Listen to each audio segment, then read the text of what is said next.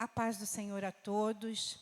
Hoje é terça-feira, dia 30 de março. Mais um dia o Senhor nos concede de vida, de saúde, para estarmos na sua presença, para adorarmos o seu nome através da sua palavra. E vamos nos colocar em oração nessa hora. Senhor Deus e Pai, nós te louvamos, te adoramos, nós bendizemos o teu nome, por mais essa oportunidade, ó Deus, de estarmos nos teus átrios, de poder falar acerca do teu amor e da tua vontade para cada um de nós. Ó Deus, toma a nossa vida a teus cuidados. Senhor, cada um que estiver, Pai, ao alcance dessa filmagem, Senhor, que possa ser tocado pelo teu Santo Espírito, ó Deus, que essa palavra venha trazer edificação a cada um de nós, meu Deus. Fala, Senhor, através da minha vida, fala com os teus filhos nesta tarde. É o que eu te peço em nome do Pai, do Filho e do Espírito Santo. Amém. A palavra do Senhor, revelada a mim já há alguns dias, encontra-se em 2 Crônicas 7:14. É uma palavra conhecidíssima, mas é uma palavra muito atual, muito atual. E nós vamos ver isso à medida que nós esmiuçarmos um pouquinho essa palavra. Diz assim: e se o meu povo, que se chama pelo meu nome, se humilhar e orar e buscar a minha face e se converter dos seus maus caminhos, então eu ouvirei dos céus e perdoarei os seus pecados e sararei a sua terra. Louvado seja Deus. Queridos, tudo começou lá em Davi. Davi foi alguém que, como eu e você, cometeu erros, mas era alguém que amava o Senhor acima de qualquer coisa. É o único homem chamado segundo o coração de Deus. E Davi, ele se incomodava pelo fato de ele ter onde morar, de ele ter onde repousar, mas a arca do Senhor não ter um lugar fixo. E esse incômodo fez com que Davi intentasse em seu coração edificar uma casa ao Senhor, ou seja, levantar um templo onde a arca ali ficasse abrigada, onde o Senhor ali habitasse. E esse sonho de Davi, ele compartilha ele com Natã. Lá no versículo 17 de 1 Crônicas, ele vai dizer assim: sucedeu, pois que, morando Davi já em sua casa, disse Davi ao profeta Natã: eis que moro em casa de cedros, mas a arca do concerto do Senhor está debaixo de cortinas. Então Natã disse a Davi: tudo quanto tens no teu coração faze, porque Deus é contigo. Eu imagino que diante dessa palavra, Davi se encheu de alegria. E aí, sonhador como Davi era, eu creio que ele começou a elaborar ali como seria o templo, como seria a casa que levaria o nome de casa do Senhor. Só que no mesmo dia, na mesma noite, o Senhor veio a Natã e disse: vai e dize a Davi, meu servo, assim diz o Senhor: tu não me edificarás uma casa para morar. Nossa!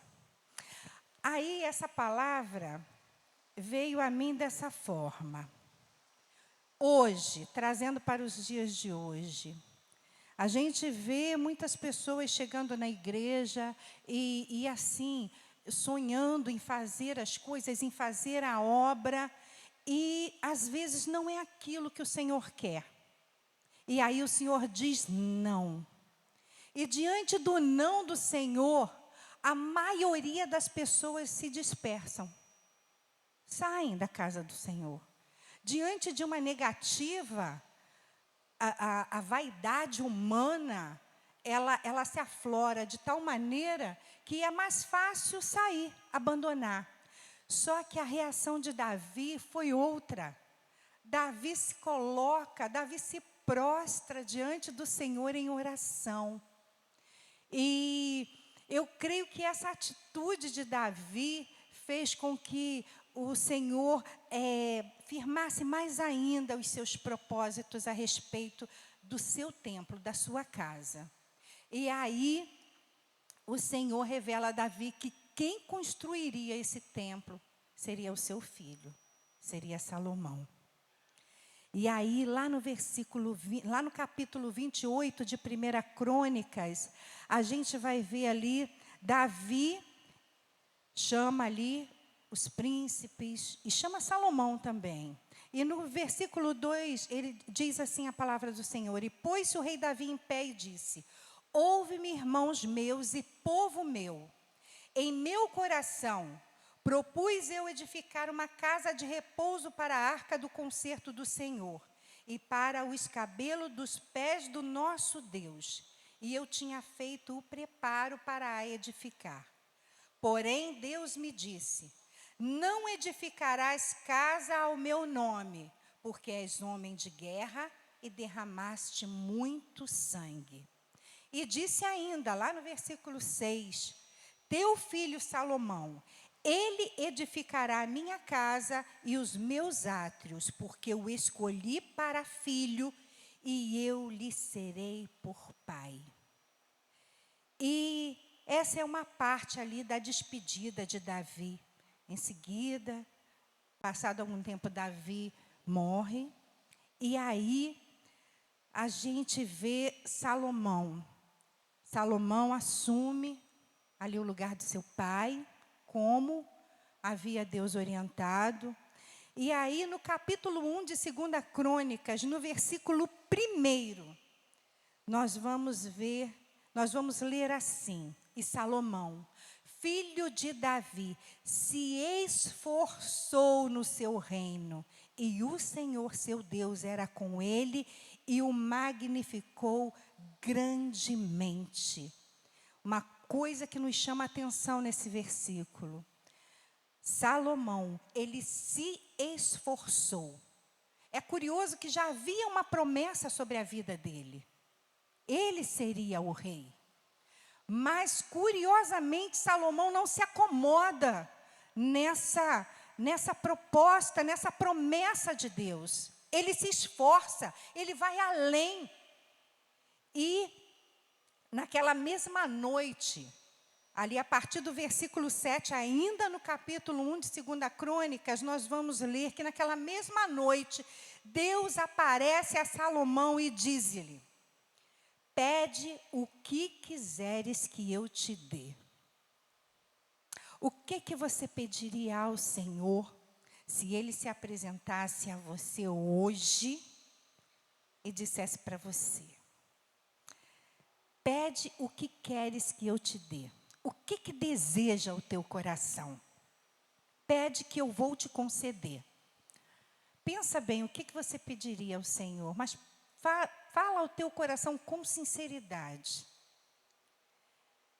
Salomão, ele disse a Deus: tu usaste de grande beneficência com Davi, meu pai, e a mim me fizeste rei em seu lugar. Agora, pois, ó Senhor Deus, confirme-se a tua palavra dada a Davi, meu pai, porque tu me fizeste rei sobre um povo numeroso como o pó da terra. Dá-me, pois, agora sabedoria e conhecimento para que possa ir e entrar e sair perante todo este povo, porque quem poderia julgar a este teu tão grande povo? Salomão, como nós lemos aqui no versículo 1, ele se esforçou para não decepcionar a Deus. Ele se esforçou para que os propósitos de Deus na sua vida se cumprissem. E aí, Deus se apresenta a ele, e ele, o que ele tinha em seu coração, era o propósito de servir bem ao Senhor, de fazer a vontade de Deus. E quando ele teve essa oportunidade de pedir alguma coisa ao Senhor, Ele não pede para si, mas ele pede para dirigir aquele povo, para guiar aquele povo de maneira que agradasse ao coração do Senhor. E para isso ele pede sabedoria e conhecimento. Ou seja, Salomão se colocou diante de Deus e pediu que o Santo Espírito de Deus guiasse aquele povo através da sua vida. É tremendo isso porque nós vamos ver no decorrer da vida de Salomão que ele não era santo. Ele era uma pessoa normal, um homem normal. Mas agradou o Senhor o coração dele. Salomão foi alguém que viveu do lado de Davi, que via como Davi se comportava em relação ao Senhor. E isso o contagiou de tal forma que Deus o escolhe para ser o maior rei que Israel teria. E isso está declarado no versículo 12 do capítulo 1, que nós vamos ler assim, olha, Deus falando a Salomão, sabedoria e conhecimento te são dados, e te darei riquezas e fazenda e honra, qual nenhum rei antes de ti teve, e depois de ti tal não haverá. É maravilhoso quando nós nos colocamos na mão do Senhor. É maravilhoso quando nós nos deixamos guiar pelo Santo Espírito de Deus. Porque Deus, ele tem o melhor para cada um de nós. Deus, ele tem sempre planos magníficos a nosso respeito. Mas diante das nossas atitudes, muitas vezes nós retardamos as bênçãos de Deus na nossa vida. E nós vemos em seguida aqui, capítulos 2, 3, 4, 5. No capítulo 5, aí o templo já ficou pronto, e aí a arca é levada para o santuário do templo. E aí a gente vê que quando a arca é colocada ali no lugar que foi reservado para ela, Salomão reúne ali os sacerdotes e os levitas, e diz o capítulo 13, que quando eles uniformemente tocavam as trombetas e cantavam para fazerem ouvir uma só voz, bendizendo e louvando ao Senhor, e quando levantavam eles a voz com trombetas e símbolos e outros instrumentos músicos para bendizerem ao Senhor, porque era bom, porque a sua benignidade durava para sempre. Então a casa se encheu de uma nuvem, a saber, a casa do Senhor, e não podiam os sacerdotes ter-se em pé para ministrar por causa da nuvem, porque a glória do Senhor encheu a casa de Deus. Queridos, o poder do louvor e da adoração ao Senhor, o poder de um quebrantamento, o poder de uma adoração, de um agradecimento, porque aqui era dando graças ao Senhor, era falando dos seus bons feitos, falando do seu tão grande amor. E aí a gente vê que a glória de Deus, ela enche a casa de tal forma, de tal maneira, que as pessoas ali presentes não se continham em de pé. Tamanha era a glória de Deus. Louvado seja o nome do Senhor. E aí, no decorrer do capítulo 6, a gente vê que Salomão, depois que tudo está pronto, depois que essa glória foi manifesta, seguiram-se ali dias de festa, dias de muita comida, muita bebida, mas também havia muita adoração. Hoje em dia nós vemos no nosso meio, nas festas, muita comida, muita bebida e quase nenhuma ou nenhuma adoração. Mas essa festa não. Essa festa, ela foi diferente. Essa festa, ela foi marcada pela adoração ao Senhor. E aí, Ao findar esta festa, cada um vai para a sua casa e Salomão, ele se põe perante o altar do Senhor e começa ali uma oração diante ali de toda a congregação de Israel. E Salomão ali, ele começa a esmiuçar uma oração ao Senhor, pedindo por guerras, pedindo por desavenças, pedindo por saúde, pedindo por paz. Ele enumerou, versículo por versículo, ele enumerava ali os pecados, as faltas que o povo poderia cometer contra Deus, pedindo que Deus perdoasse, que o Espírito de Deus se fizesse presente ali para perdoar, para sarar, para curar aquele povo. E a oração de Salomão, ela não foi em vão. Ela não foi em vão.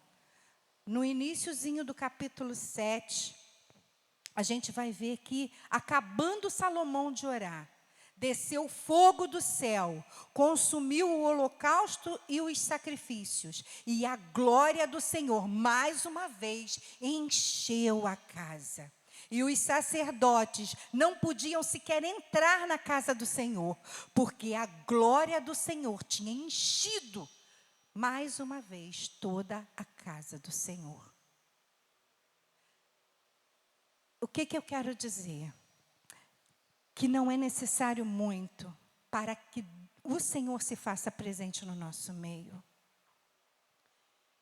É necessário que haja um coração disposto, um coração disponível para a vontade de Deus. E aí, ainda no capítulo 7, a partir do versículo 12, nós vamos ler assim, olha. E o Senhor apareceu de noite a Salomão e disse-lhe: ouvi tua oração e escolhi para mim este lugar para casa de sacrifício. Se eu cerrar os céus e não houver chuva, ou se ordenar aos gafanhotos que consumam a terra, ou se eu enviar a peste entre o meu povo, e se o meu povo, que se chama pelo meu nome, quem é o povo que se chama pelo nome do Senhor?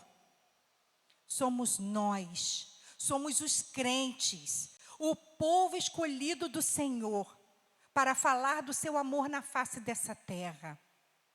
O meu povo, que se chama pelo meu nome, 1 Pedro 2,9, diz que esse povo é a geração eleita, é o sacerdócio real, é a nação santa, é o povo adquirido. Que honra que nós temos diante do Senhor, que honra. E aí ele diz que se esse povo se humilhar, o que é se humilhar? Se humilhar é arrepender-se do pecado, é sair, fugir da aparência do mal. Isaías 59:2 diz que o pecado, ele faz separação entre nós e Deus. É muito grave isso. O pecado, ele nos tira da presença do Senhor.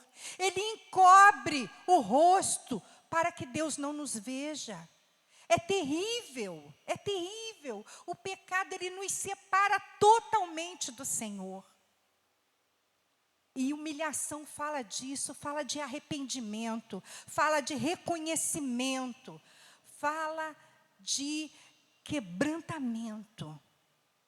Então, se esse povo, que é chamado pelo nome do Senhor, se humilhar e orar, e falar com Deus, e ter comunhão com o Senhor, colocar Jesus sentadinho do seu lado e conversar com Ele.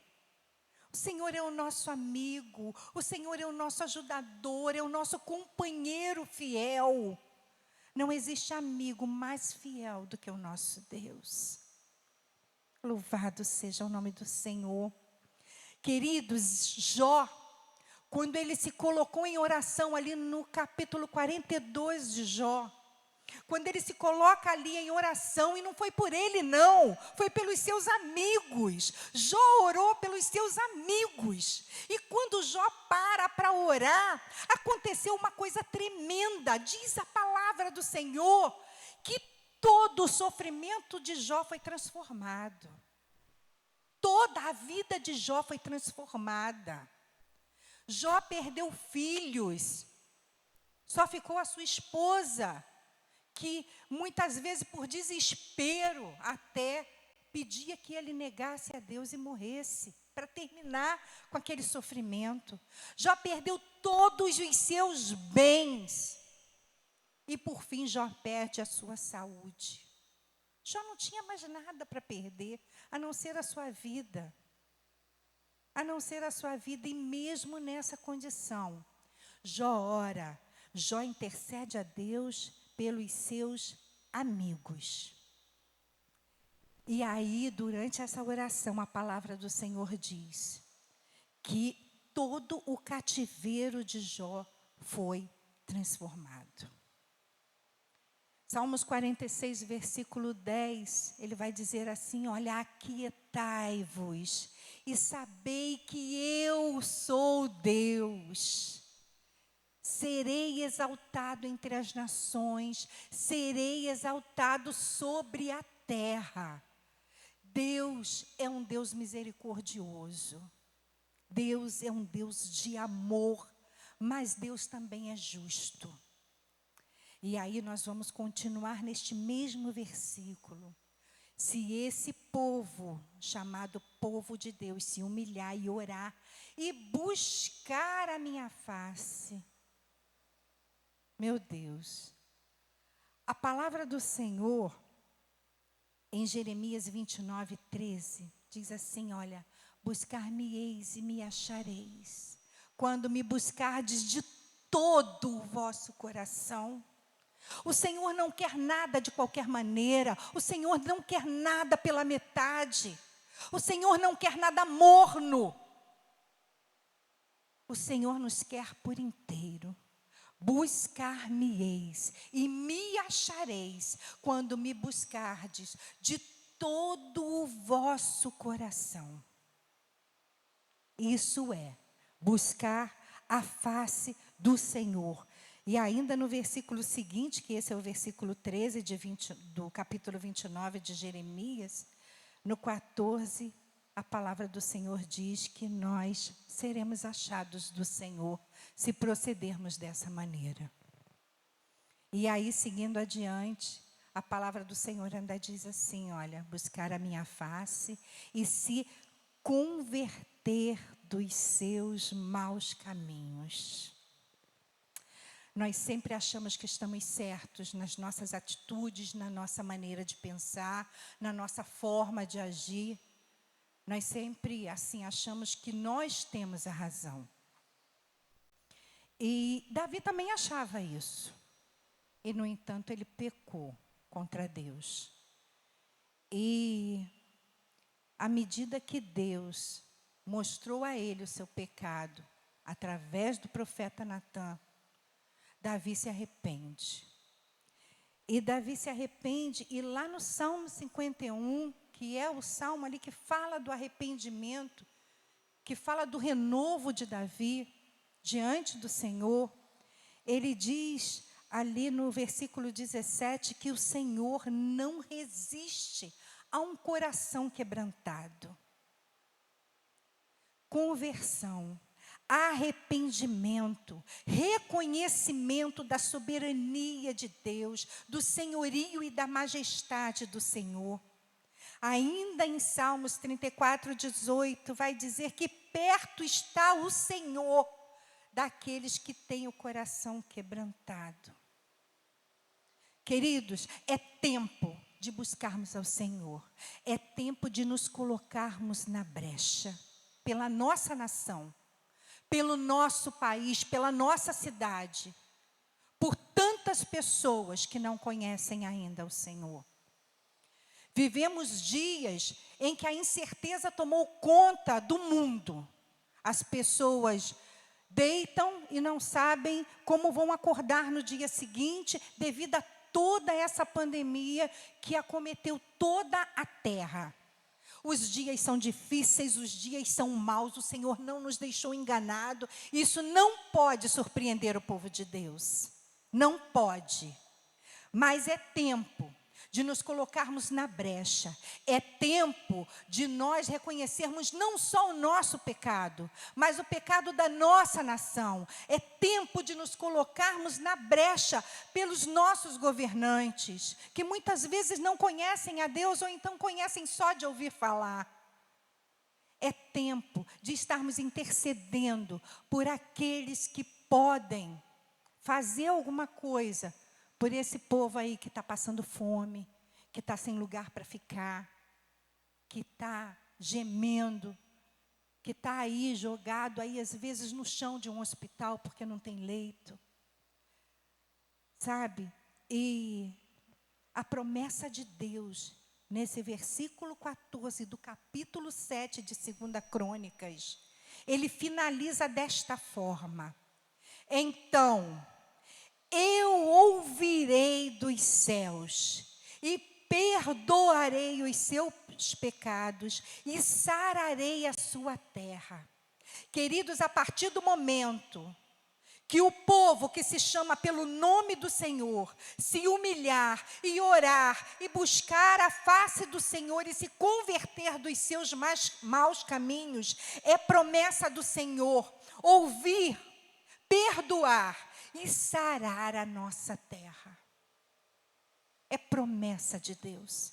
E Deus, Ele é o mesmo que abriu o mar. Ele é o mesmo ontem, hoje, e Ele vai ser eternamente, porque Ele é o Criador de todas as coisas. Eu quero te dizer nessa tarde que nada foge ao controle do nosso Deus. Tudo está em suas mãos, tudo está na sua direção. Mas a palavra do Senhor, ela nos revela que a um coração quebrantado, o Senhor não resiste. E é uma promessa que o Senhor faz, e a palavra do Senhor, ela é atual, ela é para mim, ela é para você, ela é para hoje. Se o meu povo, esse povo que muitas vezes está escondido dentro de casa, com medo, se enfraquecendo, porque não consegue buscar a face do Senhor, porque o pavor é tanto, que já esqueceu que Deus é o grande eu sou, é o Todo-Poderoso, é o Criador e é o Consumador de todas as coisas, e que morrer com Cristo é uma vitória, não é uma derrota. O diabo não leva ninguém. Deus é o dono da vida. Deus é o dono, é o Senhor de todas as coisas. Então, amado e amada do Senhor, essa palavra é para mim e é para você. Cortou em mim e eu quero que corte aí também no seu coração. Se o meu povo, que se chama pelo meu nome, se humilhar e orar e buscar a minha face e se converter, se arrepender dos seus maus caminhos, então o Senhor muda, o Senhor reveste essa situação, porque Ele é Deus, Ele não mente, Ele é Senhor sobre tudo e sobre todos. Louvado seja o nome santo do Senhor. Queridos, até aqui o Senhor me deu.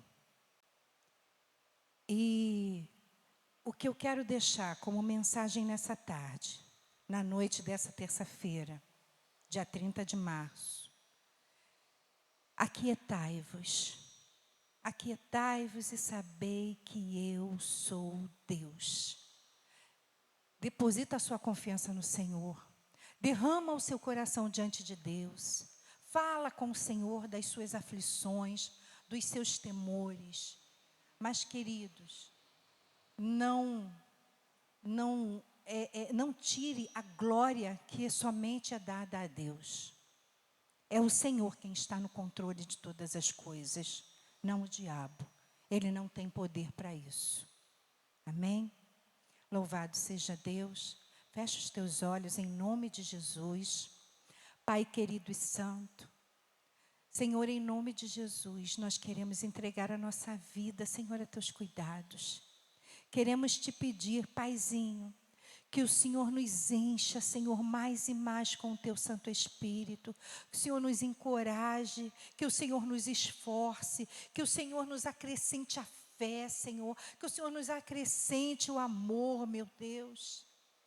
Que o Senhor traga, Pai, sobre a tua igreja na face dessa terra, meu Deus, um avivamento, Senhor, um avivamento tal, Pai querido, que nós possamos, ó Deus, nos colocar na tua presença e ver, meu Deus, milagres acontecendo.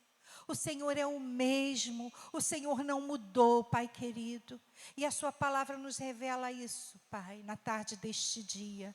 Então, Senhor, toma a nossa vida em tuas mãos, Pai querido, nos ajuda, nos abençoa. Paizinho, eu te peço ainda que o Senhor visite, meu Deus, Paracambi, que o Senhor visite, Senhor, cada comerciante neste lugar, Senhor amado. Meu Deus, que o Senhor possa, Pai querido, em nome de Jesus Cristo, conscientizar cada um do seu dever, Senhor, diante de Deus e diante dos homens. Que o Senhor visite ali o hospital, aqui em Lages, Pai amado. Oh, meu Deus, é tantas pessoas sofrendo, Senhor. E muitos, meu Deus, sem sequer te conhecer. Então, que o Senhor possa ter misericórdia de cada um, Senhor. Em nome de Jesus Cristo. Consola os corações, Pai querido. Enxuga as lágrimas, Senhor. E fortalece os teus filhos, Paizinho. É o que eu te peço, Pai. Em nome do Pai, do Filho e do Espírito Santo. Amém. Louvado seja Deus.